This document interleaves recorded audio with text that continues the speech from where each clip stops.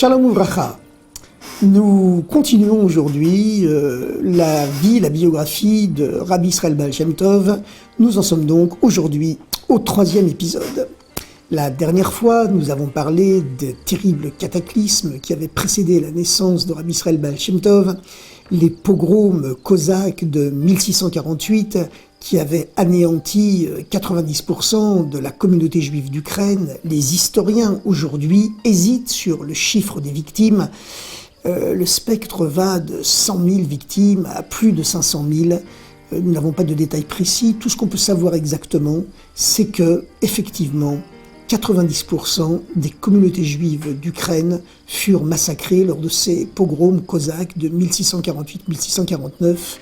Et 18 ans plus tard, en 1666, survint une autre catastrophe davantage spirituelle. Celle-là, ce fut le fameux épisode du faux messianisme, le faux messie Shabtai Tzvi, qui avait été déclaré messie par sa propre communauté sur les rives asiatiques de l'Empire turc, dans la ville d'Izmir, dans une ville où vivaient de nombreuses communautés juives, une communauté juive importante, et après ces terribles pogroms de 1648 et toutes les souffrances du peuple juif, eh bien l'attente d'une libération, l'attente d'un signe céleste était telle que beaucoup de juifs dans l'ensemble du monde crurent que Shabtai Tzvi avait été le Messie avant que celui-ci, finalement emprisonné par le sultan, accepta de se convertir à l'islam pour sauver sa vie.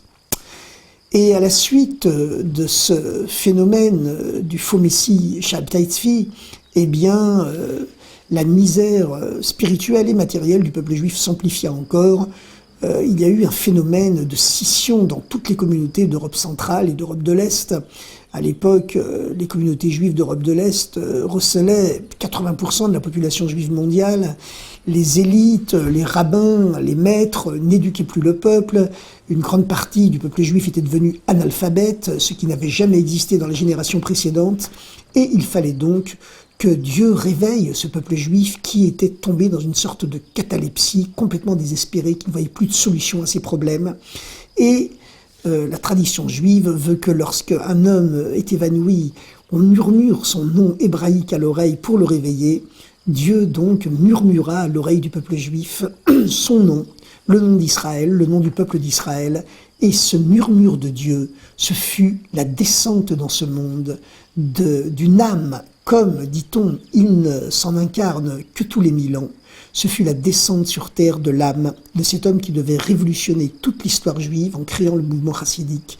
Ce fut l'âme de Rabbi Israël Baal Shem Tov. Le Baal Shem Tov connut une vie particulièrement aventureuse. À vrai dire, la tradition raconte que le Baal Shem Tov lui-même était une vieille âme, une âme très ancienne. En effet, les enseignements de la Kabbale estiment que, à partir du midi du 6e millénaire, lorsque le peuple juif commence à préparer les temps messianiques, et déjà plusieurs siècles avant la venue du Messie, il n'y a plus de nouvelles âmes qui s'incarnent sur terre. Toutes les âmes qui s'incarnent dans les derniers siècles de l'histoire sont de vieilles âmes qui ont déjà vécu plusieurs vies et à qui une dernière chance est donnée afin de se purifier et surtout afin d'accomplir leur mission dans le monde, puisque les temps messianiques ne pourront venir que lorsque le peuple juif aura complètement purifié le monde entier à travers les périples de son exil. Eh bien, la tradition compte que Rabbi Israël Baal Shem Tov, sur ce plan, n'échappa pas à la règle. Il était lui-même la réincarnation d'un juste, d'un très grand tzaddik, qui avait vécu quelques siècles auparavant dans la ville sainte de Tzfat, la capitale des kabbalistes de Galilée, sur les traces du fameux Rabbi Yitzhak Luria, qui avait complètement révolutionné la science de la Kabbale, en apprenant les secrets de la Kabbale de la bouche du prophète Élie lui-même. Et à cette époque, vivait donc à Tzfat un juste qui était doté d'une modestie, d'une humilité complètement exceptionnelle. Personne ne se doutait de sa grandeur, car il faisait tout pour la cacher. Cette modestie, cette humilité complètement hors norme, eh bien, frappa le tribunal céleste qui décida de faire descendre sur terre le prophète Élie pour aller le mettre à l'épreuve. La tradition raconte que le prophète Élie tapa un jour à la porte de ce juste et lui demanda de lui raconter toutes les bonnes actions qu'il avait faites dans sa vie jusqu'à ce jour. Eh bien, ce juste donc de la ville de Tzfat, bien qu'il savait que cet homme en face de lui n'était autre que le prophète Élie, refusa de le lui dire en disant « J'ai toujours appris que les bonnes actions, eh bien, on doit les garder secrètes, elles ne regardent que Dieu et moi. Il est hors de question que je te raconte tout ce que j'ai fait dans ma vie. » Bien entendu, le prophète Élie, envoyé comme messager céleste pour mettre ce juste à l'épreuve, connaissait très bien toutes les bonnes actions que cet homme avait fait. Mais cet homme, dans sa simplicité, eh bien, continuait cette tradition d'humilité. Ce test victorieux, donc, pour vérifier véritablement la profondeur de l'humilité de cet homme, fit un grand effet dans le tribunal céleste. On décida de le récompenser. Mais quelle pouvait être sa récompense ? Eh bien, cette récompense devait être à la mesure de sa modestie extrême. Autant il avait été modeste, vivant toujours dans le secret, autant il allait devenir célèbre. Et il fut décidé que dans sa prochaine incarnation, il deviendrait le maître juif le plus célèbre de toute l'histoire juive moderne et contemporaine. Et c'est cette âme mystérieuse qui s'incarna une nouvelle fois, quelques dizaines ou quelques siècles plus tard, dans justement cette personnalité exceptionnelle qu'allait devenir Rabbi Israël Baal Shem Tov. Les parents du Baal Shem Tov étaient eux-mêmes des personnalités hors normes. Son père, Rabbi Eliezer, était lui-même un très grand maître qui avait connu une vie particulièrement aventureuse et même souvent tragique. Il avait fait partie de ces juifs qui avaient été vendus par les Cosaques aux musulmans de l'Empire turc.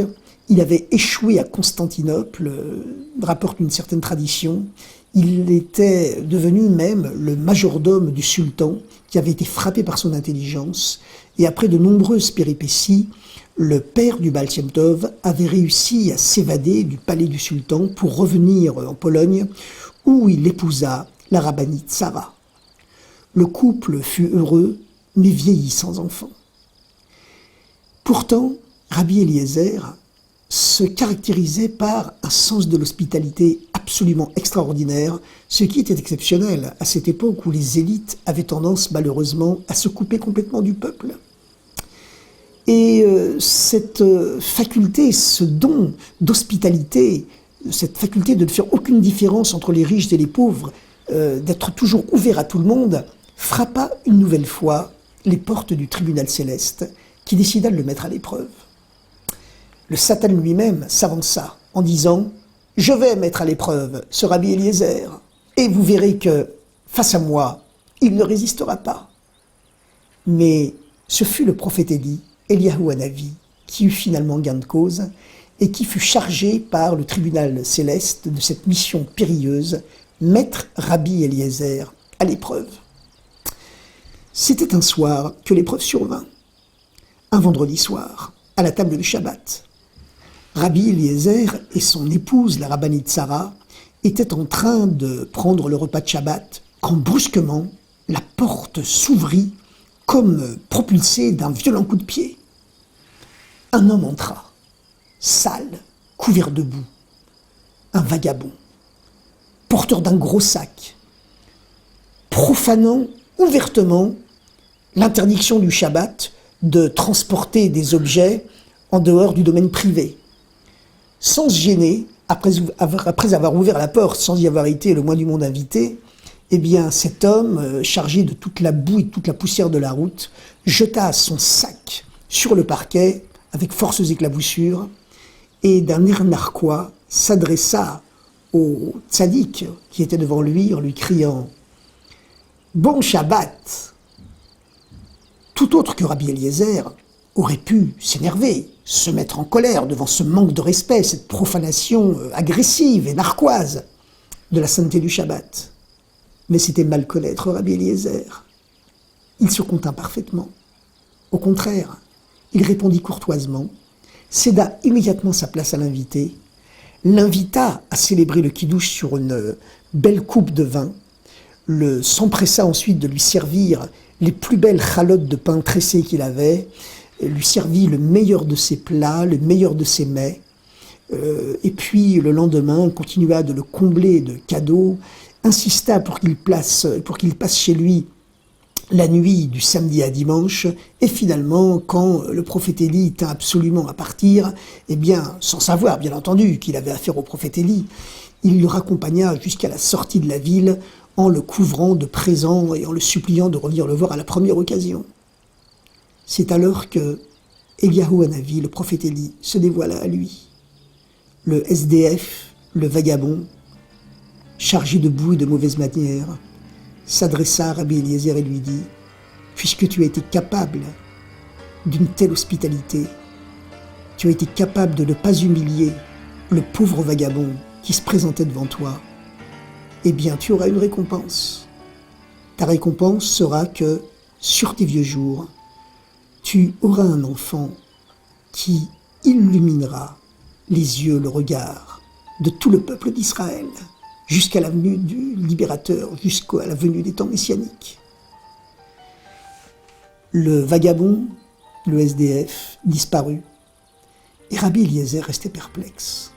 Mais un an plus tard exactement, le 18e jour du mois d'Elul, de l'an 5498 du calendrier juif, eh bien, de l'an 5458, du calendrier juif, restons précis, 1698 du calendrier laïque, eh bien, la femme de Rabbi Eliezer, qui était pourtant particulièrement âgée, enfanta un fils, et en mémoire de la promesse, la prophétie du vagabond, ses parents lui donnèrent le nom d'Israël.